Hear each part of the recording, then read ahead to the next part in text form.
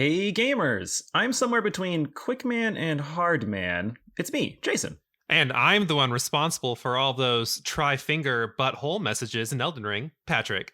Welcome to RPGaymer Episode 6, a podcast about relatable characters.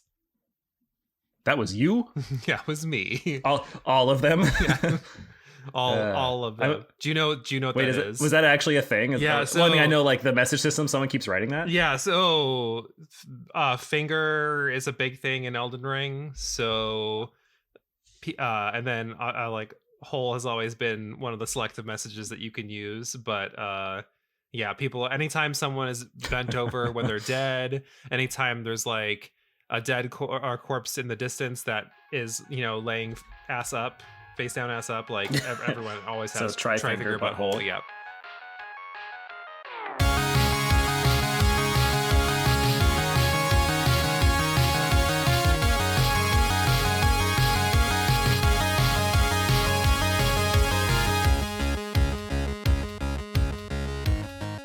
For today's topic, we are actually talking about relatable characters in video games and kind of what that means. And I think for me, it's probably going to be something different than from you, Patrick. But what does being a relatable what does being a relatable character mean to you? Ooh. Yeah. Relatable characters are really, I think it's kind of self-explanatory in a way, just in the sense where it's someone that you connect with on some level. Maybe you're pulling things out from your life that you see going on in the struggles of the character and whatnot. But I think in most capacities, it's really just like, so you're drawn to a character and not just because you think they look cool. Like there's something below the surface and deeper that's going on. And I think that's one of the reasons why we see this like more depth to video games. But what about you? What does it mean to be a relatable character? Yeah, I agree with that too. I feel like you can kind of feel and have compassion with a similar story or struggle. You don't need to completely be like, oh, I am exactly this person, because you probably never are. But you can kind of find that one piece that you can really relate to and pull it back into your own life. I also think that being relatable could be something that's kind of meta and outside the game itself. It might be something like you feel a connection because playing this game makes you feel good or enjoyable, and so you put that sort of feeling onto the character. So it can be kind of something that you imply yourself, but I feel like largely it's more so the story or some element, some characteristic or paradigm that you really connect with, that you're like, oh yeah, that's me, or that's what I want to be like. Do you think that we need characters to be relatable though? I think that for a good game, in my opinion, yeah, you probably do. If the game has a character, like I'm not going to be relatable to like a Tetris piece, but I still love Tetris and it's still a good game. But I think that I might want to relate to a Tetris piece. I mean, that long straight Tetris piece. Actually, the girthy one's pretty appealing too. The which one? The girthy one. The girthy one? The block? I mean, I kind of like the T square one. That one's like, it fits everywhere. It's amazing. Wow, this is a Tetris, like, oh my God. Okay, anyways. So I do think that the games that I enjoy most, you have relatable characters, and it's largely because you can just feel for them. So you'll have a stronger emotional connection to the story, to the plot, to outcome, to what is happening, and to how you're playing it. So, like, for example, if I was to say something like, I really felt connected to Zidane in Final Fantasy IX, like, I don't think that people wouldn't feel connected to him, but I think that for me, I liked his characteristics of fighting for, like, the underdog and, like, putting his friends first and being altruistic and but knowing that he has flaws and he can also be scared at times. It made it feel like, hey, that's kind of like me, or as I was growing up, more so that's what I would model myself like, and I would want to be like those things. And I think that having a game that can offer that is much more enjoyable to me than a game that does not. I disagree and I agree. So I don't think we need characters to be relatable in a sense. But I feel like this is one of those things, kind of like you were saying, where that takes the platform or the gaming platform so much further. So if you think back to old school Mario, Donkey Kong, Kirby, they're all great games, and they didn't they weren't relatable. Like there's no personality, there's no huge depth and personality to these characters. Mm-hmm. And I mean, like there really still isn't, we don't really Yeah. have any development from these characters. Mario jump on thing, Kirby suck stuff up. That's what they do. But I think video games become completely different, like a completely different form of media when we have relatable characters. So they transcend just being pure entertainment, and now they're an artifact we can look at, and like we can see, oh, this reflects certain things in our society. And I think like that. that's when characters tend to, that this is why it's important to have relatable characters. So like I'm thinking, some people just love playing games to sit down, blow off some steam, and they're having a great time, and they just don't need that. But then like when we want to talk about like talking to my mom when I was a kid, and her thinking that I just played video games and I was wasting my brain and whatnot, but like not knowing that I was playing games that had a lot of depth, where, I was drawn not just to the action, but to the story and the complexity and the way that characters evolved and the struggles that they went to, and like enough text in some RPGs, like where it's almost like reading a book, multiple novels, like especially like disc 2 of Xenogears, where your character is just sitting there and literally exposition over and over again. Literally just exposition. But I think that's why, like there's just so much more to it, and I think that when these characters are relatable is when we transcend it, and now it's a form of media that like you can actually equate to like great TV shows, great novels, great movies that are worth studying. Wow, you put it so eloquently, and that's amazing. And I did kind of think about that too, but you said it so nicely. And it's English brain, bruh. English brain. It's wonderful, and I feel like you're absolutely spot on. And weren't you a philosophy major? Okay, well, we'll get into that later. But once you once you do have those characters that have those qualities and characteristics that are passing the test of time, they have longevity, and then they can equate to other forms of media, like you said, TV shows. Like we have these now. Like there's going to be a Last of Us TV show because it's based on these strong characters that are very relatable, and that's such a long step from when we were with Mario and his like 16 pixels, and then his relatableness is he has a brother that's green, and I related with that. I'm like, I'm a brother, but yeah, it's pretty cool. It's a neat. Well, thing you see that in a lot lot of like other forms of media too, like the Walking Dead comic wasn't successful because of zombies. It was successful because it's of what it said about people, the people in drama, the apocalypse, and like that's what makes it interesting, because zombies are just zombies. They're not really that interesting. And, like that's why we don't see a lot of depth in games like Resident Evil, because it's more about, the horror factor, the shock factor, punching boulders, than it is about like who these characters are and why they're changing. And that's why, like, if you really boil it down, The Walking Dead has the edge on that kind of like character development thing. Yeah, and you bring up a good point too, because I feel like Resident Evil is a horror game, survival horror, and it's leaning into what it does best. It's a game that is supposed to do these things, which it's doing. But if Capcom ever wanted to be like, we're going to make a great story and it's going to follow whomever, Leon, I don't know, like they could do that. And I think it's neat that the game could just be open to be something completely, let's just call it kind of mindless, where you're just running around shooting things, or it could be something very philosophical or intriguing or just a good story. And it's still like a quote video game. It's pretty neat. Yeah, definitely. Let's boil it down, and I want to spend a bit of time on this because I think that there's a lot to say. But what are the different aspects to like characters that make them relatable? Like, what are the different ways that we can look at a character and be like, oh, I relate to this, or oh, I relate to that? Yeah, I think a big one for me is probably their morals and their flaws, just like you would with a TV character, a story character, a character from a book.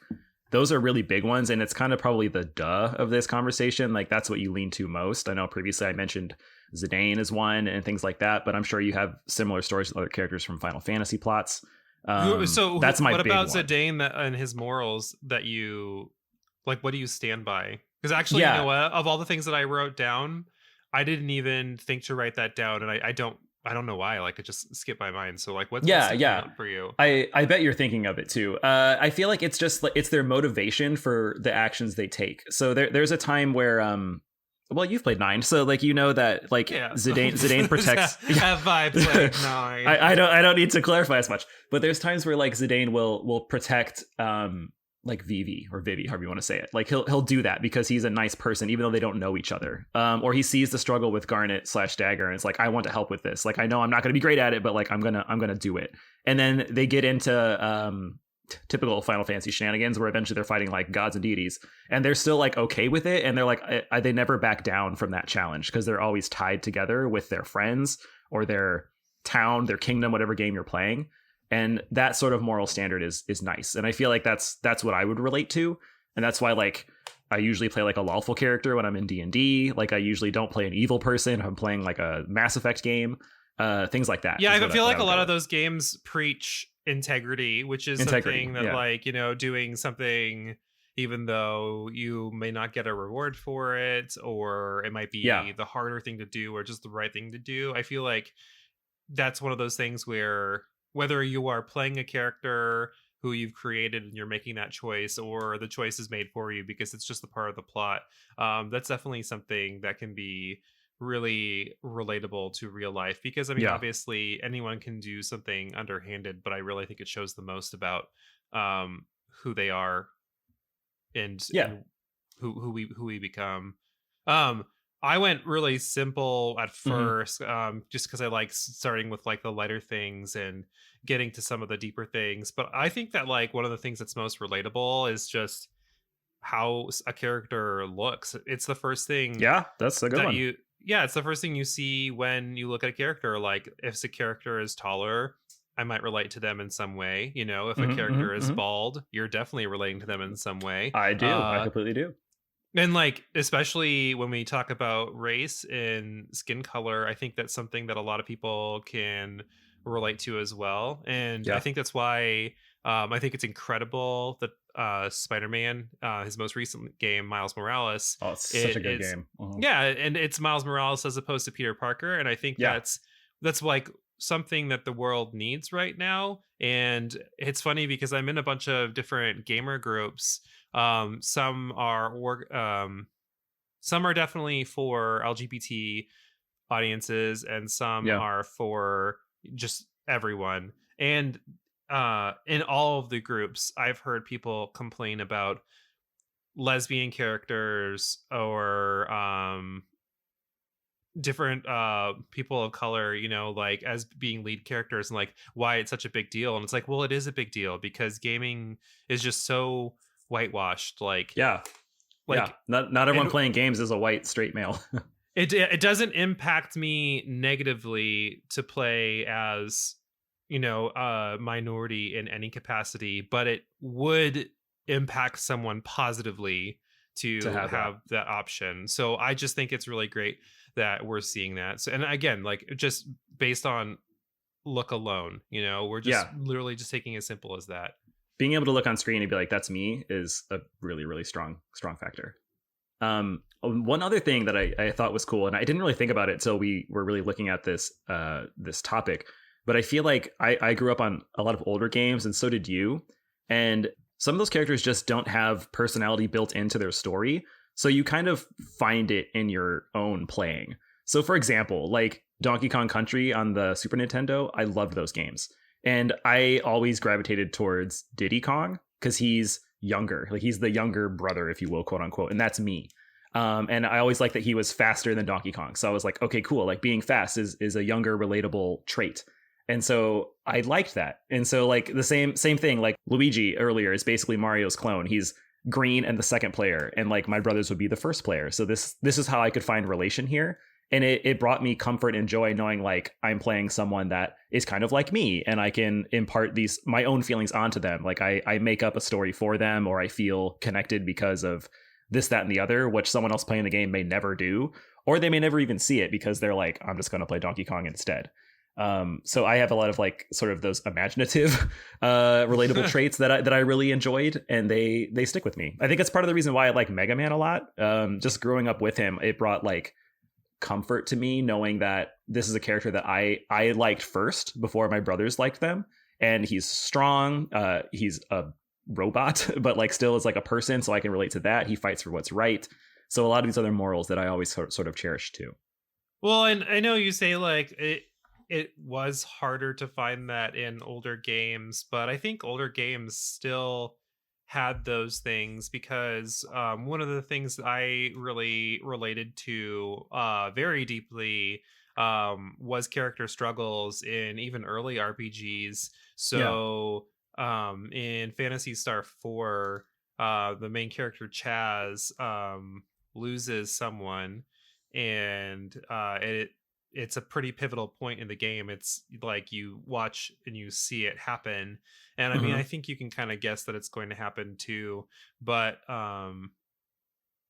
that and Edge losing his parents in Final Fantasy IV really Yeah. triggered my like my abandonment issues, and because it was right after my parents got a divorce. Mm. So I think that's one of those things where when you see these characters that have their struggles in games, and again, these are very early games, especially with the limited capacity of development and emotion in Final Fantasy IV, because it really was the first Final Fantasy to try to develop characters. Yeah. It was definitely a step in Intricate the right story. direction. Hmm. Phantasy Star had a lot more development because you had these animated scenes that look like comic book panels, and all the characters had a lot more dialogue, and it like I mean, like I wish you would, if you don't play Earthbound, because I know I've been ragging you about that, if you Fantasy went ahead Star. and you played Fantasy Star 4 instead, that game holds up very, very well, and Nice. it's not long either. But just relating to their struggles and seeing these early games with that depth are things that you still see today. I agree, and I feel like if we're talking about games that do it well, I feel like RPGs are the no brainer. They're like made to tell stories, well, hopefully good ones at least. So it's so much easier to relate to, I don't know, Breath of Fire and Ryu than it is to relate to like Mario. They just have the opportunities to do it. It's not that Nintendo can't do it. I just feel like it's a bit easier, and I would tend to say that's probably where you're going to find the most relatable character. Yeah, I said the same thing. I think RPGs are the easy answer, but like I want to talk about some of the other genres, because I think Hmm. other genres do really have relatable characters if you're paying attention, to like what's going on. So when I think about relatable characters, honestly, I don't instantly think of RPGs. I think of a lot of games that have dating sim elements, Oh, really? because, Uh-huh. yeah, you really see fleshed out characters in that. And like the whole point of those is to make relatable characters that you would want to connect to. And when I say like Yeah, dating sim elements, I don't mean like games where it's literally just dating. I mean stuff like they could just be uh friends or something like that. Yeah, yeah, like yeah. Stardew Valley, Harvest Stardew. Moon, Rune Factory. I know they like, especially when we get more toward Rune Factory, we get a lot more towards RPG elements and whatnot. But I mean, like, It's there's still still there. Yeah, the yeah, there's connection's still still there. collecting games. There's still like mostly like I'd say it's a sim RPG. Yeah, RPG Sim. is That's like the good. subset. And I don't think those games would be as enjoyable if we didn't have these relatable characters. Like I'm thinking Stardew Valley, and every time I play the game, I Hmm. always romance either Alex or Sebastian, because Mm. these are characters that I relate to. I definitely relate to, especially if you do the whole gay thing for Alex. Alex. Hmm. You get to see the slight struggle with the sexuality and how that kind of conflicts a little bit, and his grandfather kind of has a little bit of a prudish um closed-minded mentality, so there's a little bit of that you have to imply a little bit there. And then for Sebastian, here's this gamer nerd who seems really cool, who has a lot more depth as you get to know him. So I think, Hmm. like there are other genres that really flesh out characters more than you think that they would. Does a game like Stardew, you brought that up, and feeling representation for being gay, is that a good way to kind of portray that in a game? I don't think it does it far enough, and I think Ah. I Mhm. think that maybe I think we talked about this in a previous episode where some games don't go far enough, Yeah. because usually if you're like a blank slate character, Hmm. and you can romance everyone, you don't really get the authenticity of a lot of it because it Yeah. kind of like treats it like if you're same sex and if you're going like guy to guy, almost as if you are the female character, and it's not like a rewrite of any of the lines. It's just what they It's would have just used. this. Yeah. And I wonder sometimes if they're afraid of offending, but I also think like it's a little bit of the reality too, where, I think it's okay to see just a little bit of that opposition, because I think it would make relating even like Even more. Yeah. even more like, if Alex's grandpa was a jerk about it, but Alex's grandma was very sweet and accepting, I feel like that would develop those characters so much more for me and be able to relate even more, because, a lot of people who are queer have Hmm. that like level of, or have experienced that, just that rejection, Rejection. like Yeah. we've been rejected in some capacity before. So yeah, I don't I think we're starting to see a lot more of that relation in other genres. Like, you don't tend to care about a character's struggles if you can't connect to them in some way. Yeah. And even like if you think about God of War, Oh, I was um gonna bring up God of War. Yeah. yeah, and like, he just wants to protect the boy, and we all have something in our lives that we want to protect, even if it's just like our pet or our Hmm. home Hmm. or Hmm. or a significant other or a younger sibling. Like we these games are, especially like the AAA games, are more successful for that. Yeah, totally agree. I'm glad you brought up God of War. I feel like I always related to to Kratos playing that game because I have a hard chiseled body and I'm bald with a beard, and it was It's so hard, so hard. so hard. But for realsies though, like moving from the PS2 to the PS3 to the PS4 and PS5 now, like you see the evolution of that character, and I think it's also kind of telling of the gaming landscape as a whole, where you can't really just expect people to really enjoy this mindless hack and slash game of just being really pissed off all the time. I'm sure it will be fine and it would sell okay, but God of War 2018 is God of War 2018 because of what it did with its characters. Like Well, it, yeah, it and I made think it that's why it is the evolved. most successful, because the original run, though they were great action games, were just really stagnant because Hmm. Kratos is just angry. Yeah, Like he's exactly. just He has one yeah, emotion. right. So I think like if you're just want a pure rage, I want to kill things game, yeah, sure, it's a good game, but I wouldn't say like the that series had nowhere else to go. And Yeah. if it did have somewhere else to go, I honestly just think you if you think that, you're wrong, because they wouldn't have I changed it agree. up. You know what I mean? Like they had Yeah. to build upon this, and reflect again what we're seeing in culture. Yeah, completely agree with you. And I feel like it's something we're hopefully going to see more often as modern games grow and expand, where there's this dedication to actually telling a good story with relatable, actually real characters that aren't just filling a sort of archetype, or they're not just there to be there. I feel like did you, me and Casey, did we talk about this being more of a Western thing as opposed to a Japanese thing? Archetypes in games, Well, yeah, yeah. Mhm.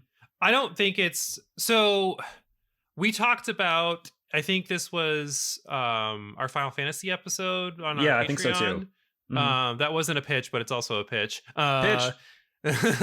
Pitch. Pitch, bitch. I think that it's more of Western games let you be the character, Right. and like JRPGs or like games that are basically not made in America tend to more often have like a completely actualized cast of characters and plot.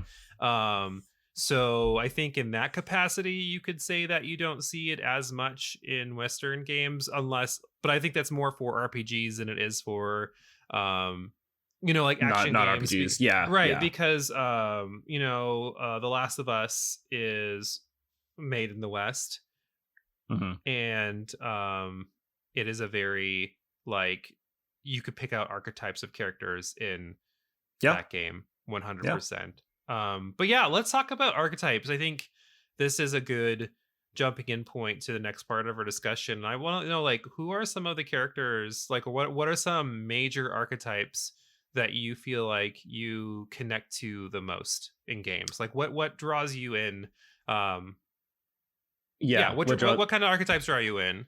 I feel like for me, the one we've already talked about is the sort of lawful good person. I feel like I like that one, so I'll leave that as it is. But I also tend to gravitate towards someone that has some sort of like flaw with themselves, and it doesn't necessarily need to be like a mental flaw, but I'm thinking more of like a physical one, or something that like holds them back from society. And it's probably an extension of like growing up and having like this lazy eye issue and people making fun of me and whatnot. But just knowing that like someone else is there and they can be a strong character even though they have something that makes them stand out. That's always something that I enjoyed. And it could be something silly like, I don't know, in Final Fantasy 11 there's a race of like bear people and people like notice that. Like something kind of funny, like, okay, cool, like acceptance is probably what it really is. I think that's a big one that stands out to me too. What about you? I got a couple that I relate to. I also have some anti-relate ones, but we can get to that after. Yeah. I think the first one, the initial one that I kind of gravitate to the most, is kind of like that character who's the middleman, who's kind of the peacemaker between everyone, because I feel like that's something that I've had to do a lot in my life, and it kind of reminds me of Rain from Trails of Cold Steel, where that's kind of the role he plays with his crew, where he's kind of like, I mean, until you get later on in the series, but at least in the first game, he's very much so the middleman, and everyone else, it has like the dynamic personalities that conflict, but he's the one who really tries to bring everyone together and to get them to kind of chill. I feel like that's very me, because I just kind of want everyone to get along. Like a mediator type kind of. Yeah, kind of like the mediator role. I think the other one that really stands out for me is the foolish character. I was also going to say, for me, the funny characters stand out. Yeah. Right. But for me, it's the one who should be taken more seriously. So like I immediately just to like say like Sylvando, all you see is a flamboyant goofball. But like when you get into that story, it's like, oh man. Yeah, I mean, he's a badass, and there's just so much more depth to him. But like his whole mission in life is just like, hey, the world's ending. I just want to put a smile on everyone's face. And I think like you can attest to me where like I could be the most lighthearted person in the room, because like I'll do anything at the expense of getting people to laugh just so they can have a little bit more joy in their day, even if it's Wait, did you say lighthearted or light farted? I didn't hear that. But well, I'm probably doing that in order to make it happen. There you go. Like, yeah, I just really relate to that whole fun bringing person. And like it's funny when I meet people and they're like, oh, you're really like quiet and reserved and whatnot. And it's like the fuck I am. Give me 2 weeks, and if not, like we're probably just not meant to be friends, because I've been labeled an introvert, and I'm like, I am the furthest person from an introvert. So I think like I relate to those, because you also know at the same time, for me, even though I am that adorable goofball, you know, I'm a heavy thinker and I do take life very seriously. I'm not someone who's just kind of like fuck the world or anything like that. Like I really do care about things, and I was really successful in school.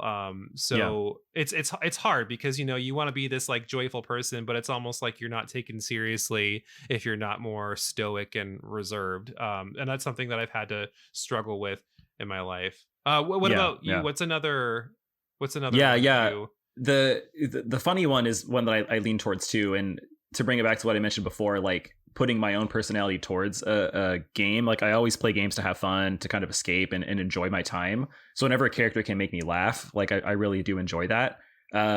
Recent example, I know you like Tiny Tina. I think she's a little weird, but she's pretty funny. Like, so I enjoy the scenes that she's in. Because it's like pure chaos, but like literally it's just to brighten your day. I kind of like related to what you said earlier too, where you were talking. I think the phrase you were looking for was the underdog character. Underdog is good. Yeah. I like those characters in games. Like Fire Emblem tends to have a lot of characters that a lot of people just shit on because their growths might be low, or you get them really late. but it like doesn't mean you be can't still enjoy them and have fun with and them. you know, like a lot of Final Fantasies have that one character who is just kind of like, oh, maybe you shouldn't use them, or that one class that's like, oh, this class really isn't that great. Every time I play Etrian Odyssey, you know, even though this is Mhm. a game that has no characters, it's just classes, I always pick the farmer class for one of my characters because it's the underdog class, and like I want Yeah. to see value in some of these things, and that's something that I relate to, where I felt like, you know, just I've constantly been an underdog, and I think you Wait, kind of feel that way what too. Etrian game has a farmer class? Etrian Odyssey 3, and Oh, it's then I've never played 3. yeah, Okay. that's actually was my first one that I played. Got it. And then Got it. Nexus brought it back because Nexus has like a couple That of is so classes funny. from I've each also one. not played Nexus, but I've played like every other one. Yeah, I'm Nexus like, is how are you great. beating this? Oh, No, God, that's so the 3DS one, right? Like the last one? Yeah, it's the last one on 3DS. Damn. And side note on this, Nexus is the one that makes me like literally have a mental shutdown because there are Really? about 17 classes in that game. Oh, God. And me So you trying to don't know like you don't know what to do. I just don't know what to pick. And like it's hard enough with like the 7 to 10 classes in the rest of those games that you have to pick to like figure out a party combination. Mhm. But I think I sat for 3 days Oh not my moving God. on my couch, Scott poking me with a stick and shoveling food Are into you my mouth. They're like, alive? are you Yeah. okay? Have you figured it out yet? Eat your vitamin sludge and try again. Oh, Um, crazy. So it sounds like you don't gravitate towards too much choice or complicatedness in that. no, that's not something I don't do well with. Too much choice, too much meta thinking. Because there are so many options of ways that we can relate to characters, do you ever think that games force this notions of characters being too relatable? Good question. I feel like it probably is a yes, but I don't know if I've ran into it too much. I'm sure that you could have a game where they really force something down your throat, like the character's going to be super annoying, and that's like the process they follow going forward because they have some like hella annoying voice or something like that. But usually, if it's for me, I just tend to block that out. So I don't know. Like I'm almost gravitating towards what I want to find in the game, and then I latch onto it, and that's why I like it and enjoy it.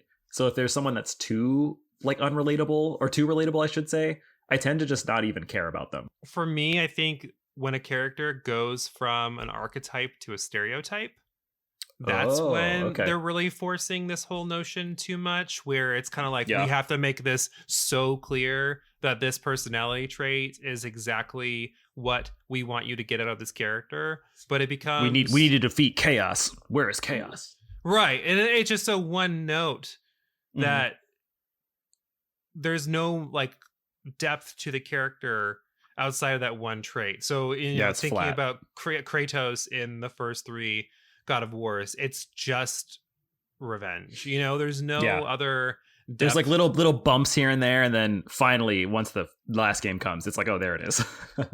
And you know, I don't really think that there's anything to Cloud beyond confusion. So yeah, like that's for sure. we really like he does I don't think he develops all that well as a character. I don't think he changes that much. I think he still is very much a stereotype. I think Squall kind of hits that as well, where you know he's Yeah. just an edge Little angsty. Yeah. yeah, for the edge, and then like we're really forcing that, and it's in your face, and like there's just really not too much depth that we see outside of that. So I don't get too much out of some of those characters sometimes. So in a game like Final Fantasy VII, let's pick on that one. And I think we've talked about this before. It might have been the same Patreon plug episode. I feel like Cloud is very cloudy and confused. But like, is it something to point out that maybe the game is developed where the ensemble cast also pulls you together, so you should feel for the game as a whole? Like, do you like that feeling in a game, or would you rather have a character that you can really gravitate towards? I don't think that the lead character should suck and then the supporting cast is great. good. And I think that's Mhm. why Final Fantasy IX probably does it best, because everyone develops in that game in some capacity. Yeah. You know, like Zidane especially develops, and with not even thinking that he has much of a story, and then finding out that he really, really does have a lot more to his story, and you get to see his whole like peaks and valleys of His growth. who he is as a person. I think that I don't think it should just fall on the cast, because honestly, of the cast members in Final Fantasy VII, it's just Aerith and Tifa that really have the The strongest. personality. Yeah, it's not Yeah. really many people at all. I think I don't know if I would rather have a character that has just like a singular personality Hmm. versus a character with no personality though. Like, what are your thoughts on that? Yeah, I was just gonna say, like, if someone really is only one type of thing, like if it's not what I want to see, if they're not like funny and actionable and like doing what's good, it's just kind of like not for me. Like I mean a good example, probably not even a good example, but an example might be like Master Chief from the Halo series. I feel like he's probably on paper what you think I would want because he's fighting for what's right. He's a good guy, like, well, you know, asterisk. He's trying to do his best, but like there's nothing else there to like make me feel good about what he's doing. Like even in that story, it's all very bland because he doesn't have more to him than that. Like there's no, it doesn't need to be love, but there's no love story. There's no like massive drama with other things happening in that world, or if there was, I just didn't really care for it. And I think that it makes the character probably okay to some, but just not to me. Yeah, I'm trying to like think about how that stacks up, but what I keep on getting drawn to is like games where you create the character, Oh because I yeah, think you in a make way yourself. that, Mhm. yeah, I think in a way like your player created main protagonists almost fit that, but I think those characters can kind of be relatable. Yeah. um I don't think they're as relatable in games like Fallout or Divinity, because Hmm. you make the bulk of your decisions. Yeah. Um, so it's literally like just you or whatever you want your character to be. So I don't really think that's relatable. But a game that I think does a really good job of where you are basically that person is Persona. Hmm. Okay. Because even though like you are supposed to be that person, especially like the ones where they remake the remakes of those where you can pick a male or a female Male or character, female. Yeah. um you're still the new person in these Yeah. worlds that you're going to, like whether that's the rural town or like the major cities that you go to in 3 and 5. um we all can relate to being a new person, A new person in a new whether that, scenario. yeah, like whether that's like a new job or a new city or a new school. Like at some point in your life you're going to be a new Yeah. person, and that's something It's a that, good analogy. you know, learning a city, learning how different personalities are, making new friends. I think those are all things that Persona does well. So I think in some capacity having kind of like a blank slate character can still work. What about Yeah, it can you? still work. Yeah, I agree. That's a great analogy. I'm glad you brought that up. I think the blank slate character is fine, I guess. I think I would rather play a game personally where the character is like fleshed out it to be something that I just make look how I want them to look. So you brought up like Fallout. I mean that's fine. Like I can make them look however I want to look, and then the game will play based on what the developers wanted that story to be like, and I can make like anecdotal situations that might change some stuff. Like that's okay, but it's just not super duper relatable to me. I Well, would and rather be it like, doesn't fit completely either, because you think of who the main character in Fallout 4 is supposed to be, and I think you're like technically in the military, whether you're a mhm, male or female, and then you go into the vault, and then like I don't think it would fit to do these like underhanded, sneaky things when you have this person who's just desperately trying to find his son. yeah, And like, yeah. but you Why could would I still, join the Raiders and like yeah do all this shit? It seems right? very strange. Why would you do all these bad things? Yeah. Because you haven't experienced the wasteland, you haven't had to suffer like the people over however many hundreds of years have. So for you it's just yesterday was regular society, and unless you were that person in regular society, which I doubt I based on don't the think life you event were. that you're showing, right? So yeah, it just doesn't really fit. Yeah, totally agree. So you've been focusing a lot so far on protagonists and a lot of role playing games, things like that. But every good protagonist has their counterpart, like a good villain. Do you ever feel like you connect a lot with a villain or an antagonist in a series? I think it's hard to connect to villains personally. um because most of the time in games, I think that they're really just the epitome of evil. And I Yeah. don't necessarily think that that's like a reality. I think it's kind of unfortunate where it's like, here's this asshole that's been an asshole all along. I think it's better when it's kind of like the gray area villain. Okay. So I think some of the villains that you could say like people could relate to a little bit better is Riku from Kingdom Hearts.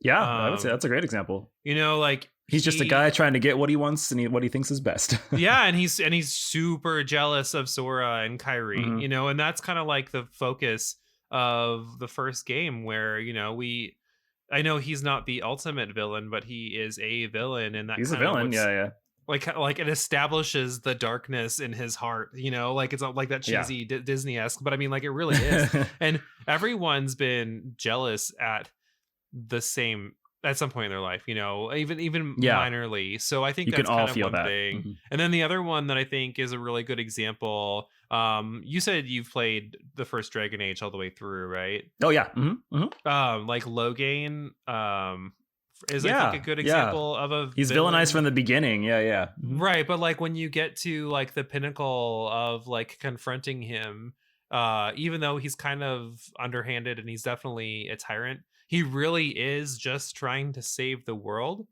Yeah.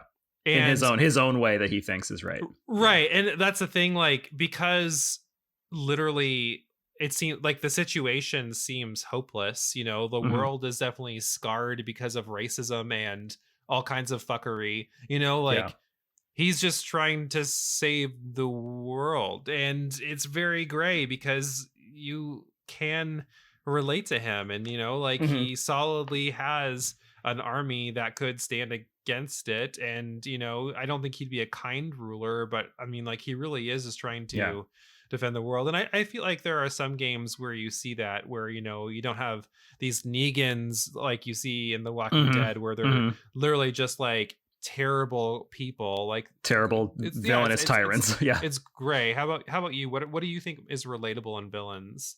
Yeah, Logain and Dragon Age. That's a good example because I think that what I find relatable is the oppositeness of the villain makes the conviction of the hero more relatable. So like, yeah, I mean, the Dragon Age is a good example where it makes you feel like, hey, our paths are aligned going towards the end goal of what we want to do, but how I'm getting there is very different. So it makes me feel more compassion for, what do you call it? The Grey Warden, like your main character in your team.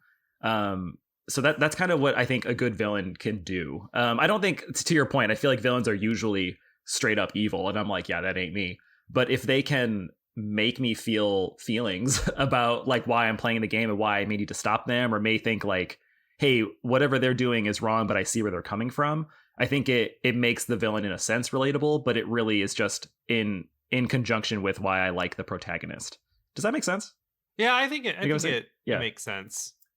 It yeah. just It's I always think about this whole thing of like, a lot of things in the world are gray, and it's not so easy yeah. to say like something is black and white. I'm even thinking of something like in Fallout where, you have these groups that are wanting to save the synths, and at the Hmm. same Hmm. time, like a lot of synths are killers, and you don't know when they could just like all of a sudden have their programming launch and Programming just change. like Yeah. yeah, just like kill everyone. But at the same time, you can't fault them for being created for who they were, and they can show Yeah, human.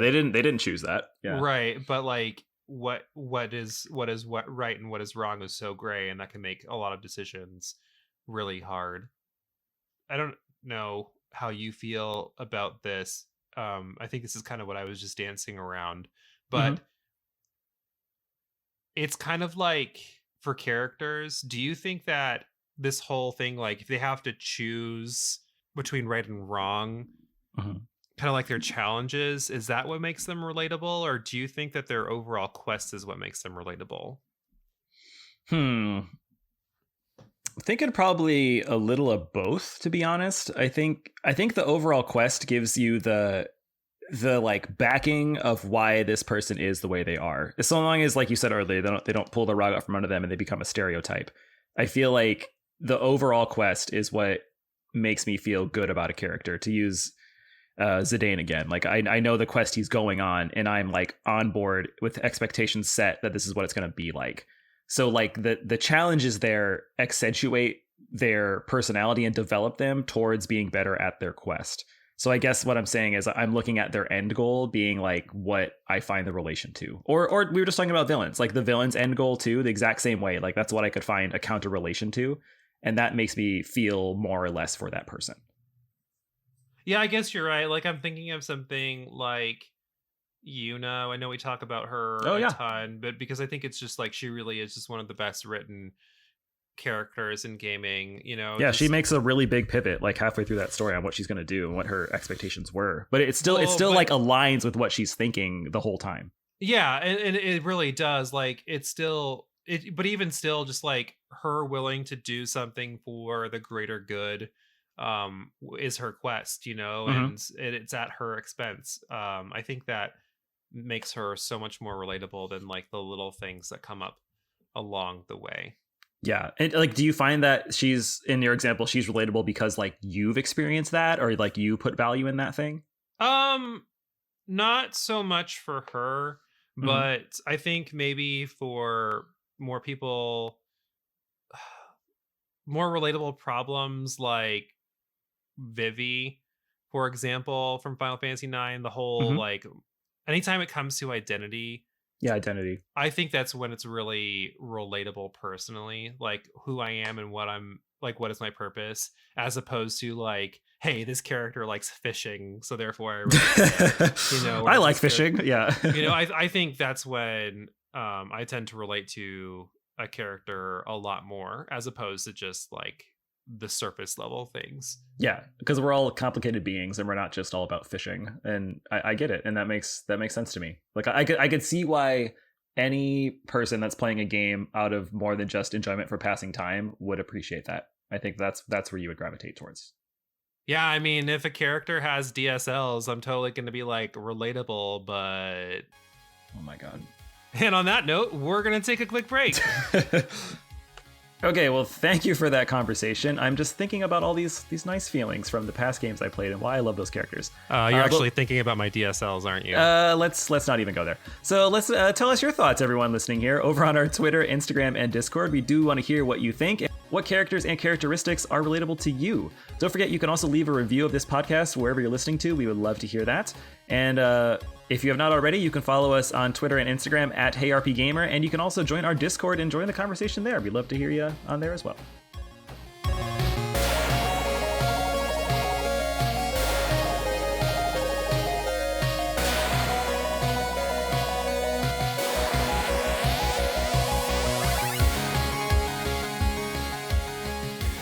And we are back for a mid-segment. What you playing? Jason, you know the drill. We talk about what you have time to play right now. So, Jason, what you playing? Ooh, what you play? So I had been looking for this game. Jason, Jasicki. Exactly. I've been looking at this game for a while, and it went $10 off. It's by Nicholas, that company, but it's called Dungeon. It's like Dungeon Greed combined. So I would assume it's Dungeon Greed. But it's like it's a roguelite game, so it's similar to Rogue Legacy or Hades, if you will. And it sounds actually more like Dung Read, like Dung read Read. My poop. No, Dung Read. Yeah, that. Yeah. Okay. Yeah. Honestly, it could be, but it's an 8-bit style roguelike game. It's pretty fun, and I like it because the story is like this dungeon, literally the dungeon just like swallowed this town. And so when you go through the level, you find people from the town that you bring back, like the blacksmith or the priest, things like that. And they will give you semi-permanent upgrades that you can use through your next run. And then like any roguelike dungeon crawl, you're getting randomized weapons, randomized boons and power-ups, fight bosses, go to the next level, rinse, repeats. It is a little more shallow than I had hoped. I was looking for a game with some more depth or at least some more permanent upgrades, because that's kind of what I like in the roguelike genre. But I still like it. I love the art style. It's super cute. And the game has a lot of fun mechanics I haven't seen from other types of games like this. For example, just give one real quick. If you get lucky enough and you find items from a specific set, like if you find the Rose Thorn set, for example, you get extra bonuses to like your thing that you're wearing. So it gives more very incentive much to try. upsets me in games when there's the opportunity for a set bonus and they don't give you anything for it, like is a must. Exactly. And like when you get it, you're like, oh yeah, here it is. Because then you have so much more of a chance to go through. So it's fun. I think it was like $15-20, and I'd say it's worth that price, but it's not going to beat Hades or anything like that. But if you wanted another itch to scratch, you can definitely use that. What about you, man? What have you been playing lately? So Scott and I are playing Tiny Tina's Wonderland. Ooh. I'm kind of ambivalent. Yeah, I have high hopes for this game. So the combat is very solid. Mm-hmm. I love the fantasy setting of the world. Okay. It's really cool seeing some reimagined guns as like fantasy weapons. Or it's funny to see something that's like a crossbow, but it's like a gun attached to, or a crossbow attached to a gun. It's like playing on this whole like it's kind of fantasy, but it's kind of not. It's kind of But not, yeah. there are some things that like I'm missing. Yeah. And it's just weird because it's like the game is so smooth, the combat is so smooth. But Well, what's missing? Yeah. Yeah, so some of the guns are just straight up Fallout. Some of the guns are just straight up Borderlands weapons, like without even any form of cosmetic change. Yeah. And I feel like they really just should have figured out a way to go all medieval-fy them or something. Yeah, like there are some shotguns where it kind of looks like a shotgun, but it has like these crystals on the top, and when you reload, your character literally like breaks up the crystals and drops it in, and the shotgun fires in like a girthy beam that like arcs out. So like it's a magic shotgun, but then there's a shotgun that's literally just like a full-on just outer bullets. Space, Borderlands shotgun. So I feel like it was a missed opportunity. They could have expanded on that and really gone all in. So that's one thing that I feel like is disappointing. And then the menu system is kind of disappointing too. The entire Borderlands series has problems with that, especially in multiplayer. It's worse though. Like you can't even tell what type of gun a gun is when you're looking at it. You literally have to pick it up and go into the inventory and inspect it. And you can't tell what abilities the gun has because you have to go into the inventory and inspect it. So those are the types of things that are just unacceptable.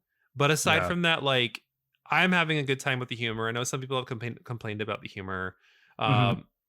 We're having a good time. The exploring isn't quite the same either. I think Borderlands 3 did the best of like collectibles and going around and discovering like new parts for Claptrap or new like car parts, things like that. New things to mod your cars and stuff like that. It's missing those little things, but it's still really good. Like we're having a really good time. It just seems like it's very an off game as opposed to like we want this to be the next step. Interesting. I feel like Borderlands series has always done a good job with its DLCs too. So maybe eventually you'll get some cool DLC that really addresses that, or a patch even. Well, yeah, and I hate that. For me personally, like especially when they have a tried and true formula, it's not like they pivoted too much. I would expect more. I wouldn't expect like we're gonna fix this once we know how it goes. They should know at this point. Yeah, I agree.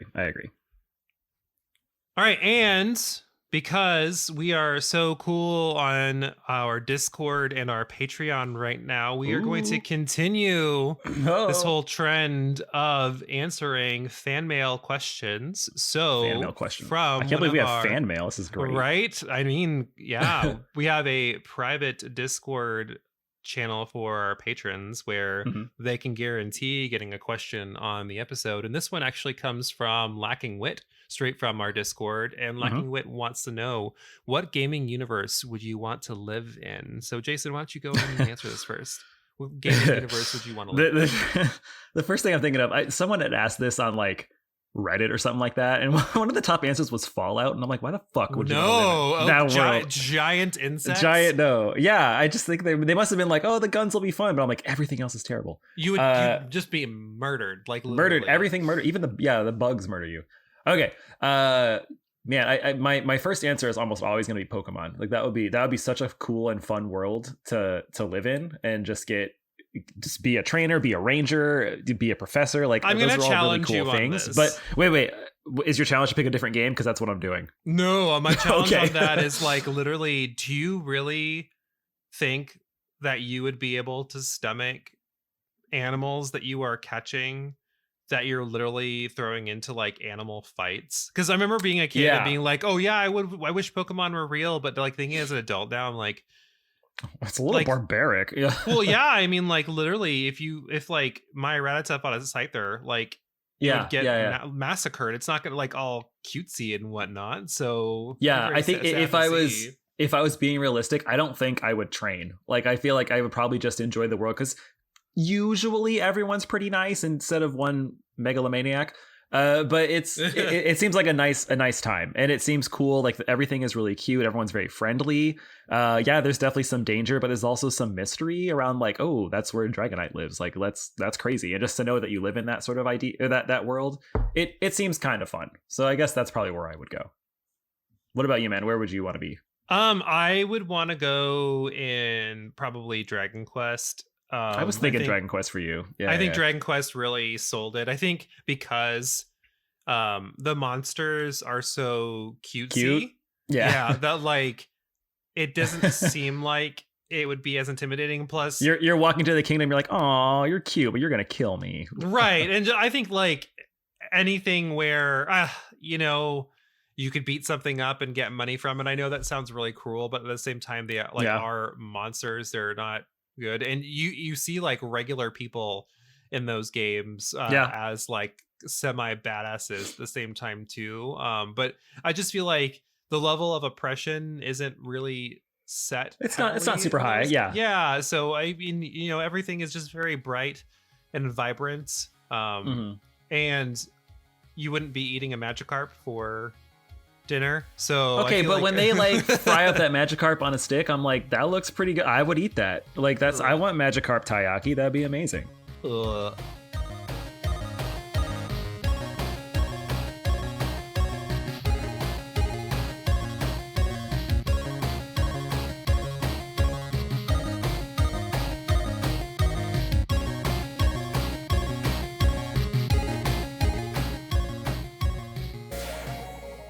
And we're back for our second segment. And as usual, as you know, if this is not your first episode, we are going to play a game. And we are back to character quotes trivia.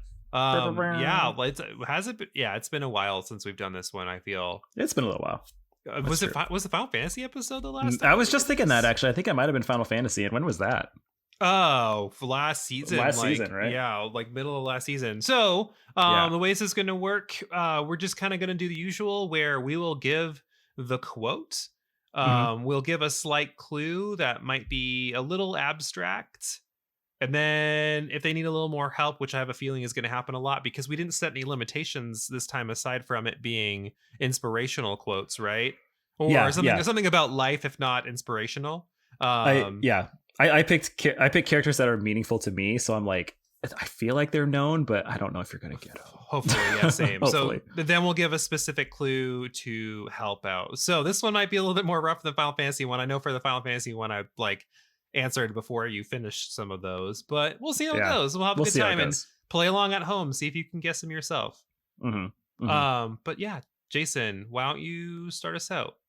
Okay, I have a few, and I actually have multiple quotes for each one because I don't know if you're going to get them. Okay, that might help a little bit. Okay, I'll go with this first one. You ready? Yes. Ooh, soft touches butt. Do you know that one? That's inspirational? No, I like this character. They're an inspiration to me. Okay, that was a tough one. Next quote from the same character. I'm not going to sit back and let your home get destroyed, all right? Oh, is this a Dane? Yeah, it's a Dane. You got it. Once you said Usopp touches butt, I kind of remember that. Yeah. He accidentally touches Garnet's butt. That made me laugh. Okay, and then I picked Zidane because of obviously we just talked about inspiration to me. Also my first Final Fantasy character I liked. And I feel like if you didn't get it already, the third quote would have given it away. Come on, princess, let's ditch Sir Rustalot and get out of here. Yes, so inspirational, Jason.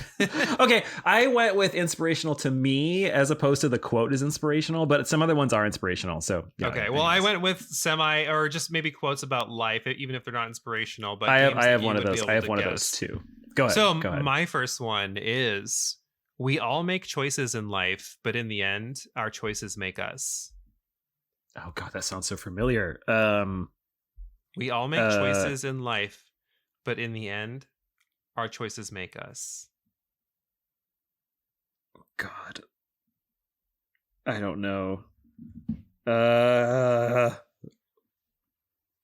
It sounds so. It's like I feel like I know exactly what that is. Damn it. Do you have another quote? I do. This one's gonna give it away, though. Okay. Do you want to? Oh God. Do you want to give me some more clues instead? What system is it on? PS3. It's one of the most like, I wouldn't say like inspirational characters, but one of the most impactful characters, and mostly a villain. Oh, and I've played it, right? It's not Final Fantasy 13. You've absolutely played it. Oh God, what's the quote again? We all make choices in life, but in the end, our choices make us. They have a quote that is instantly you would know who it is. This is not their biggest quote, but this is still. Oh my God, I don't know. Do you want the big quote? Yeah. What's the big quote? A man listens, a slave obeys. God, I was thinking it was Ryan, isn't it? Yeah, from Bio. I was like, damn it! Yeah. I was thinking that's who it was, and I was like, I think it's Andrew Ryan, but oh man, that's a good one. Oh, I love that game so much. Clearly not enough though. That's a good one. Yeah, a man chooses, a slave obeys. Oh, it's so good. All that right. like that. I feel like those are in the same lines. Amazing. Yeah. Very impactful. I should have just said what I was thinking. I would have got it. Damn. All right, go for it. Okay, wait. Sorry. Let me get my note back up here. Okay. Cool. So I have 2 quotes again for this character. Sure. I'll go with the first one. Do not mistake my silence for lack of grief. Do not mistake my silence for lack of grief. I mean, that could be a lot of characters. It could be, but it is tied. And I do find inspiration by these quotes because I felt like I was there with them. I have another quote if you want that one, or I can give some quote. Okay, so first quote: do not mistake my do not mistake my silence for lack of grief. The second one: the cycle ends here. We need to be better than this. No, it's not Orin. Oh, it's not? Nope. The cycle ends here. We need to be better than this. The cycle ends here. We need to be better than this. It's one of the last lines in the game. I'm trying to think of games that have cycles. I know you've played it, and we talked about it in this episode. I have one more quote, which is probably going to give it away. It sounds like something that Orin says. This is a PS4 game. PS4. Do not mistake my silence for lack of grief. No, what? Give me. Okay, the last quote is one word: boy. Oh, it's Kratos. Okay, it's Kratos. Yeah, okay. I always like that one. The do not mistake my silence for lack of grief. He's talking to Atreus about the mother being dead. Yeah, and I liked it because I was like, I'm often accused of having no emotion, and I feel like it's not that I don't show them; I just express them differently. I like that. It was good. Okay. Yeah, and then the cycle ends here. We have to be better than this. It's at the very end. I won't spoil it, but he's fighting someone, and it's a really big turning point for Kratos as a character from God of War 1 to God of War 2018. It's different. I like it. All right, so it was a good one. Go ahead, dude. The right man in the wrong place can make all the difference in the world. So wake up and smell the ashes. The fuck? Say it again. The right man in the wrong place, which is the part you should focus on. Can make all the difference in the world. So wake up and smell the ashes. So someone is not where they should be. Is this like a time travel thing? I'll say it's a parallel universe thing. Is it like Kafka? This is not an RPG. Okay, that's a good hint. I know you played this game. Absolutely. Wake up and smell the ashes.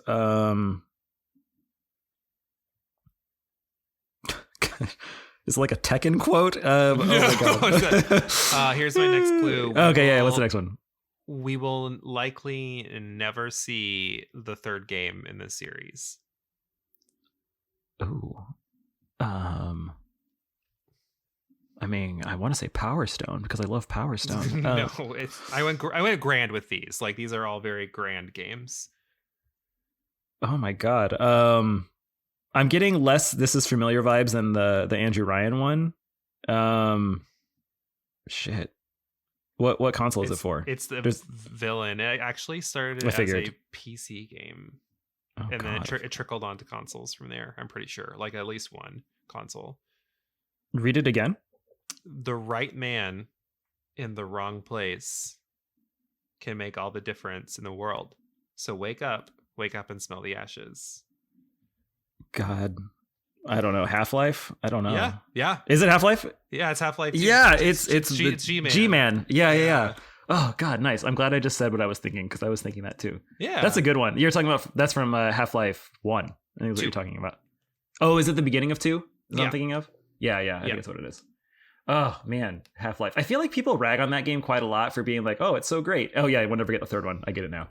But like, I think it is very justifiable, but its armor is like fading away as it gets older and older because I think other games are doing amazing things too. But if you haven't played Half-Life 1 or 2, they're very solid shooters. Yeah, I mean, like, I think they were the first of their kind, and I think that's just what makes them so great. You know, like but you're right. Like, they don't hold up as well because, you know, it is a little more archaic now. But at the end of the day, like, I still think that they're solid games. Got it. All right, pitch one. Let's go. Okay, I only have funny ones now that aren't like inspirational. Oh God. So you didn't have any inspirational ones, is what you're saying? Well, no. Okay, Kratos was my inspirational one for sure, but the other characters were like inspirations to me. I'm sorry, I did the homework wrong, teacher. I'll spank you later. Spank me later. Do you want a character or like a series of quotes? Because I have two. You pick. Okay. This is going to be a stretch because I don't know if you know that I've played this game, but I have played this game. I think it's more if I have played the game. That's true. That's true. But you might have. Okay, so to give a little bit of clues, these are character win quotes when they win the fight. It's an RPG. And he says, "I'm so happy. Oh, good. I'm a bit embarrassed." Oh, I can envision it because I feel like happy. I'm so happy. Oh, it's Star Ocean 2. It is, but who is it? Ashton. It's Ashton. Yeah, I love that. Yeah. And my other ones, I always loved Ready Ururun and Ready Gyoro. Here I go. Tear into pieces. Tear into pieces. Exactly. Yeah. And then I also liked his ending of like, we did it, when he was so surprised to win. Ashton might be my favorite character in that game. Ashton is fun. I picked Ashton to give reason. I felt like I didn't really find a funny character in a game until I ran into Ashton, and I thought it was really kind of cute. The way that he just reluctantly has the two dragons fuse and is like, well, I can't kill him now, and then he like changes his course even though he self-doubts himself the entire time. It's great. Since we're going with RPGs, I'm gonna pitch another big important quote to you. So if it's just Titus laughing, I'm gonna be really no, it's not. That's my last one. That's how we're gonna no, if history is to change, let it change. If the world is to be destroyed, so be it. If my fate is to die, I must simply laugh. That's deep. Damn, I'm thinking like Sephiroth, but I don't know. No Sephiroth? No, but you are definitely right in the sense that it's a villain question mark. Villain question mark. Riku? One more time, if you don't mind. If history is to change, let it change. If the world is to be destroyed, so be it. If my fate is to die, I must simply laugh. Is it like is it Magus or something like that? Yeah. From Chrono Trigger? Yeah. You emphasize history, and I'm like, got it. Yeah, got it. History. Nice. Oh, what a great game that I actually have played. You can't even rag me on that one. Right. That's finally a Super Nintendo RPG you've played. It's true. Oh, you want to know a fun fact about that game? I played that in college. That's like right before I met you. I had just beat the game. Oh, geez, like literally that need summer. To go back in time and smack you. Oh, okay, sure. I did it still. I still played it. Okay, I have one more funny one that actually it's a little weird, and I just thought it would be funny to say them out loud. Okay. Okay. These these are all just really bad voice acting quotes from this game, but I love it. They're from different games, but you can guess the series. The first one. What am I fighting for? Did you get it? What am I fighting for? Uh-huh. Quote 1. Quote 2. Sizzling circuits. No, nothing yet. Is it Marvel versus Capcom? It's not, but those characters are in that game, so you're in the right track. We may I can give you the last one, which I bet you're gonna get. But just to recap, what am I fighting for? And sizzling circuits. All right, clue number 3. Oh, yeah, I know what it is. We may be able to locate another energy emission from the Wadar womb. It's Mega Man. When we find that meteor, we'll find Dr. Wily. It's Yes. It's Mega Man. It's Mega Man 4, right? Because that's the first one voice acting. It's X4, and then X4. sizzling circuits is actually from the cartoon series, and then the last one is from Mega Man 8. I'm sorry, I was looking up funny quotes, like fun video game quotes, and that came up, and I'm like, I gotta do it. I believe it or not, I have played that Mega Man. Yes, it's good. It's fun. Yeah. And also, I mean, those games are all great, and the TV series not that great, but good for a laugh. And you know, what else can you want it for? All right, you got another one for me? I do. This can be our last one. Last one. 2 quotes for you from the same person. Sometimes you can't think everything out. You have to listen to your heart. Sometimes you can't think anything out. And then they also say, heroic, human, those are just things people say after the fact. It's not what the people say afterward. What's important is being true to oneself.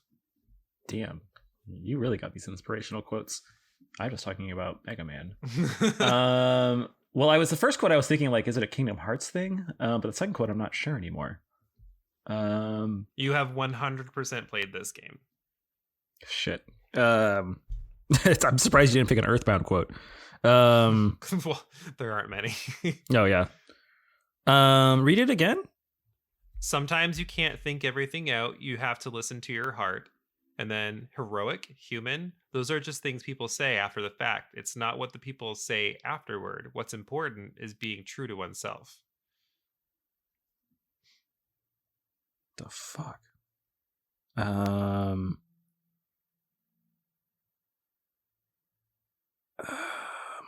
lord. Okay, one sec. It's gotta be someone that is hopeful. I'm thinking it's got to be like a Final Fantasy character. It is. I will tell you, it is a Final Fantasy character. It's on the tip of my tongue.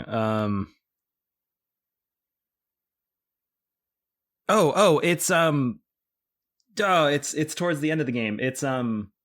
It's Zidane from Final Fantasy 9. Yeah. They're on the airship or something like that. About to go in. Yeah, I think that's right. Yeah, that's right. Oh, nice. I'm so glad. I was like, this sounds too fucking familiar. I can't get this wrong. Yeah. Yeah, see? What a good character. He follows his storyline. I want him to the very end. My final clue was going to be, what did you say? It's soft. Exactly. Ooh, soft. Well, as always, Patrick, thank you for the game. It was very fun. I'm glad that you had your inspirational quotes ready, and I had my funny quotes ready. There you go. It worked. Yeah, next time you're doing it right. And we got to the end that we needed to. It was wonderful. But we would both love to hear your all's thoughts too. Let us know over on our Discord too. Remember, those patrons get your own special channel where you can ask questions as well. And even in the general chat, drop in some fun quotes, and we'll have a good time guessing your favorite games and your favorite quotes. We love to do that. And if you do want to support us a little bit, we would love for you to do so. You can head over to our Patreon, patreon.com/RPGaymer. We have multiple tier levels that you can subscribe to and earn all kinds of swag. And you can get into that super secret cool Discord channel where you can talk to us there as well and get your questions featured on our next show. We'd love to see you there. If you enjoyed listening to us today, be on the lookout for our next podcast, Everything Pokemon, coming up in 2 weeks. Be on the lookout for future content on our YouTube channel at RPGaymer, and check us out on Tuesdays and whatever other random day we're streaming on Twitch. Yeah. We appreciate you all for listening and hope you had a great time. Now go out there and get gaming.